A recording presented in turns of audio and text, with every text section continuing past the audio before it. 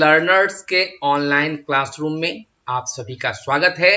और आज हम लोग यहाँ पर पढ़ रहे हैं लक्ष्मण मूर्छा और राम का विलाप शीर्षक कविता, जो आपके पाठ्य पुस्तक आरोह में संकलित है। बच्चों, इसके पहले भाग का वीडियो मैंने ऑलरेडी आप लोगों के लिए बनाया और आप लोगों ने सराहा, इसके लिए आपको धन्यवाद। आज इसके दूसरे भाग की व्याख्या हम कर रहे हैं। यह संकलन रामचरितमानस, जिसके रचयिता तुलसीदास जी हैं, के लंका कांड से लिया गया है। विषय यह है कि लक्ष्मण को मेघनाद के द्वारा शक्ति बाण का प्रयोग किया गया लक्ष्मण पर। वस्तुतः लक्ष्मण बेहोश हैं और वैद्य सुषेण के सलाह के अनुसार हनुमान गए हैं सजीवन बूटी की खोज में, सजीवन बूटी लाने के लिए सुदूर हिमालय। आने में विलंब हो रहा था और राम को लग रहा था शायद अब लक्ष्मण का प्राण नहीं बच पाएगा। यहां पर भगवान को, ईश्वर को मानव के धरातल पर लाकर तुलसी ने बड़ा सुंदर बिंब प्रस्तुत किया है। और इसी बीच जब राम रो रहे थे तो हनुमान का आगमन हुआ और तुलसी लिखते हैं, प्रभु प्रलाप सुनिकान। प्रलाप मतलब रुदन, वह ऐसा रुदन जिसमें कि लोग बोल बोल कर रोता है। तो प्रभु प्रलाप, प्रभु मतलब राम के लिए यहाँ पर द्योतक है। राम के प्रलाप को सुनकर विकल भये बानर निकर, निकर मतलब समूह, बानरों के जो समूह थे, राम की जो सेना थी, वस्तुतः वह बानरों की से भरी हुई सेना थी, वे सब क्या हो गए, विकल हो गए। आए गए हनुमान, और इस विकलता में जब रुदन वहां पर व्याप्त था चारों ओर, हनुमान आ गए हैं। और तुलसी यहाँ पर उपमा दे रहे हैं, जिमी करुणा महावीर रस, मतलब कहीं पर करुणा रस का भी करुणा रस था, कहीं पर करुणा की प्रमुखता दिखाई पड़ रही थी। वहां पर हनुमान के आते ही वह करुणा रस वीर रस में परिणित हो गया। ठीक है, चलिए अब आगे देखते हैं क्या हुआ है इसमें। हर्षि राम भेंटे हनुमाना, अति कृतज्ञ प्रभु परम सुजाना। तुरत वैद्य तव किन्ह उपाई, तुरत वैद्य तव किन्ह उपाई, उठी बैठे लक्ष्मण हर्षाई। हृदय लाय प्रभु भेंटे भ्राता, हर्षे सकल भालु कपि भ्राता। कपिपुनि वैद्य तहां पहुंचावा, जही विधि तब ही ताहि लय आवा। तो यहां तक की मैं व्याख्या देखूं, यहां तक के अर्थ को समझने का प्रयास करूं। हरसी, हरसी मतलब खुश होकर। हरसी राम भेंटे, भेंटे मतलब मिले, प्रेम पूर्वक मिलने को भेंटना कहते हैं। हरसी राम, अचानक राम अभी रो रहे थे, लेकिन जो ही हनुमान का आगमन हुआ, वह क्रंदन, वह रुदन हर्ष में परिणित हो गया और राम बड़े प्रेम पूर्वक हनुमान से मिलते हैं।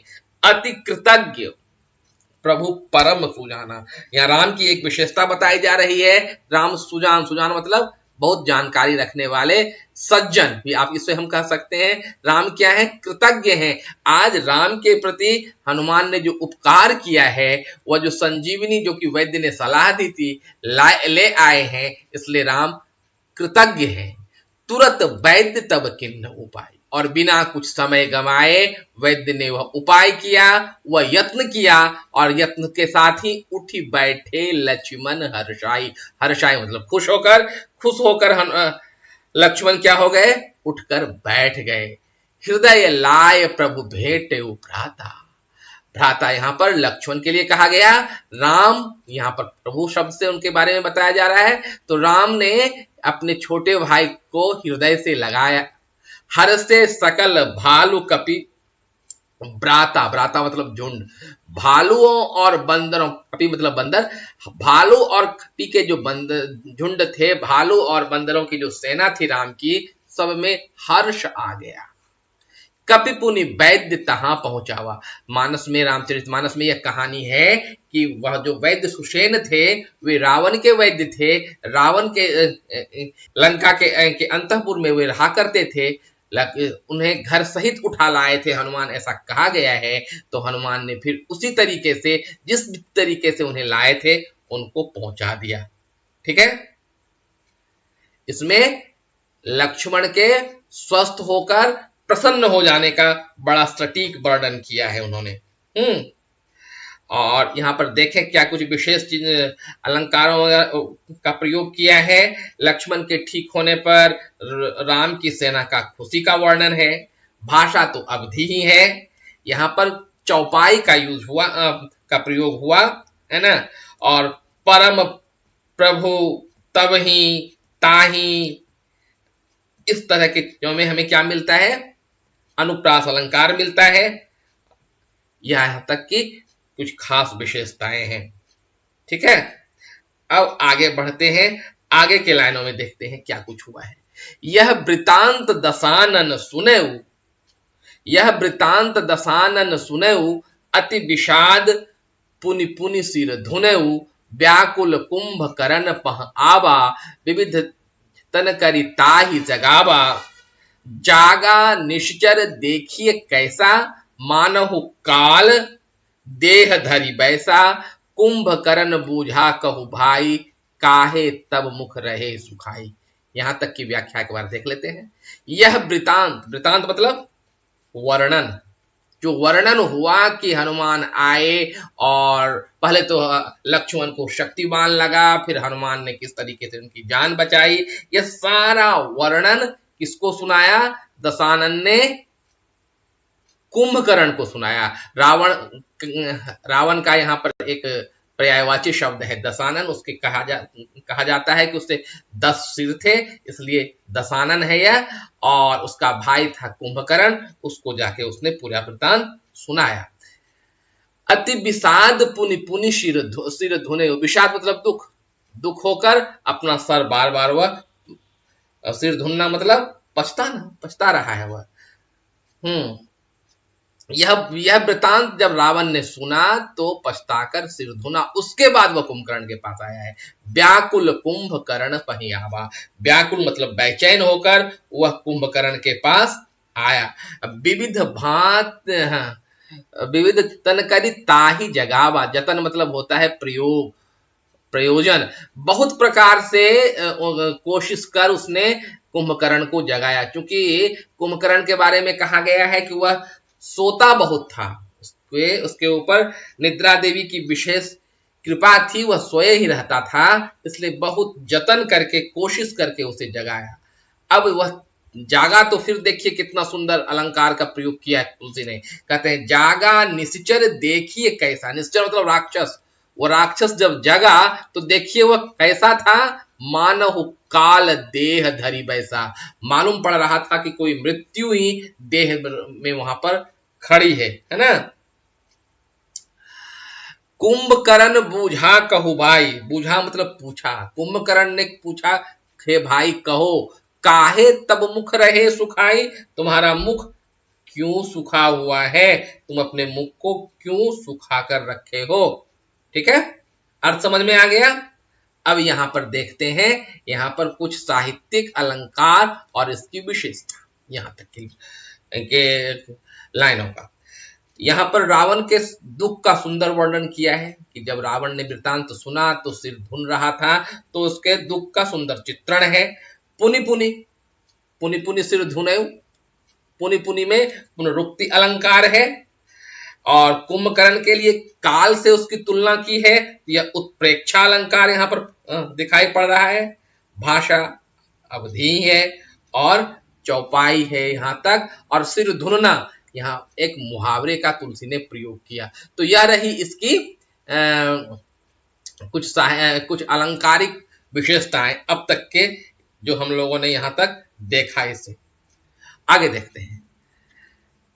कथा कही सब तेहि अभिमानी, जहि प्रकार सीता हरि आनी, तात कपिन सब निश्चर मारे, महा महा योद्धा संघारे, दुर्मुख सुररिपु मनुज आहारी, भट अतिकाय अकंपन भारी, अपर महोदर आदिक बीरा, परे समर मह सब रणधीरा।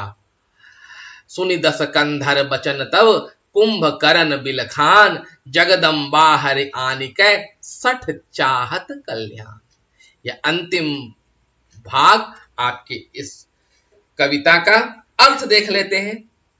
कथा कही सब तेहि अभिमानी। अभिमानी यहां पर रावण के लिए प्रयोग किया गया। रावण ने अभिमान के साथ कुंभकर्ण को कथा सुनाई। कथा मतलब कहानी। यही प्रकार सीता हरियाणी, यही मतलब जिस तरीके से, हरि मतलब चुरा कर लाना, जिस प्रकार से उसने सीता को चुरा कर लाया था, सारा वृतांत, सारी कहानी उसने कुंभकर्ण को सुनाई।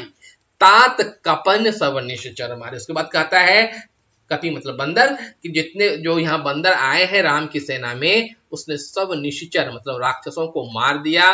महा योद्धा संघारे, बड़े बड़े जो योद्धा थे, बड़े बड़े जो थे राक्षस, उनको संहार कर दिया, मतलब उन्हें मार दिया। किस किस का नाम? कुछ एक महान योद्धाओं का नाम रावण गिना रहा है। दुर्मुख एक राक्षस का नाम है। सुररिपु, मनुज आहारी, जिसका कि आहार क्या था? आहार मतलब भोजन, ये सभी मनुष्य का भोजन किया करते थे। भट्ट अतिकाय अकंपन भारी, भट्ट मतलब वीर होता है, अतिकाय और अकंपन ये भी राक्षस के नाम है। तो ये रावण ये सबका नाम गिना रहा है कि इतने बड़े बड़े योद्धा मारे गए, जो बड़े सहज भाव से मनुष्य को आहार कर लेते थे, मनुष्य को अपना भोजन बनाते थे। अपर महोदर आदिक वीरा, महोदर भी है, महोदर मतलब होता है जिसका कि पेट बड़ा हो। आदिक मतलब और, वीर। परे समर मही सब रणधीरा, परे मतलब पड़ गए, समर मतलब युद्ध, मही मतलब धरती, रणधीरा मतलब वीर योद्धा। सभी योद्धा युद्ध भूमि में जमीन पर पड़ गए, मतलब उनकी मृत्यु हो गई, उन्हें मार दिया गया। सुनि दस कंधर बचन तब कुंभकर्ण बिलखान। तब इतनी सारी कहानी सुनकर, दस कंधर मतलब रावण का वचन सुनकर कुंभकर्ण बिलखान, कुंभकर्ण रोने लगा। और क्या कहता है? जगदम्बा हरि आनिकै सठ चाहत कल्याण। जगदम्बा यहाँ पर सीता के बारे में कहा गया है कि सीता जगदम्बा है, वह जगत जननी है, और तुम उसको चुरा कर लाया, और अब तुम चाहता है कि तुम्हारी अच्छाई हो। हाँ, मतलब रावण को एक तरह से समझाते हुए कुंभकर्ण ने कहा कि दोष भाई तुम्हारा है, तुमने सीता जो कि जगदम्बा है उसका अपहरण कर लिया, और अब तुम्हारा तो कल्याण हो ही नहीं सकता। ठीक है, तो ये तो रहा इसका शाब्दिक अर्थ। अब देखते हैं इसमें कुछ अलंकारिक भाव क्या कुछ तुलसी ने व्यक्त किया है। इसमें रावण की व्याकुलता और कुंभकर्ण की बात पटुता, मतलब कुंभकर्ण कितने अच्छे ढंग से समझा पाया है, यह प्रयोग किया गया है। भाषा तो अवधि ही है, दोहा और छंद का प्रयोग हुआ है। वीर रस इसमें विद्यमान है, क्योंकि रावण ने बड़ी वीरता के साथ अपने योद्धाओं का वर्णन किया है। महा दो बार प्रयोग किया है रावण ने, तो यह पुनरुक्ति अलंकार है। और शैली इसका है संवाद शैली। संवाद शैली मतलब दो व्यक्ति के बीच में बात चल रहा है, इसलिए यह संवाद शैली है। ठीक है, कथा कही में से क का अनुप्रास हो रहा है, अतिकाय अकंपन में भी क का अनुप्रास है। तो ये इस अंतिम छंद के अंतिम चार पंक्तियों के अर्थ और कुछ उसके साहित्यिक अलंकार हैं। बच्चों, मुझे पक्का विश्वास है कि यह कविता अब आपको पूरी तौर पर समझ में आ गई होगी।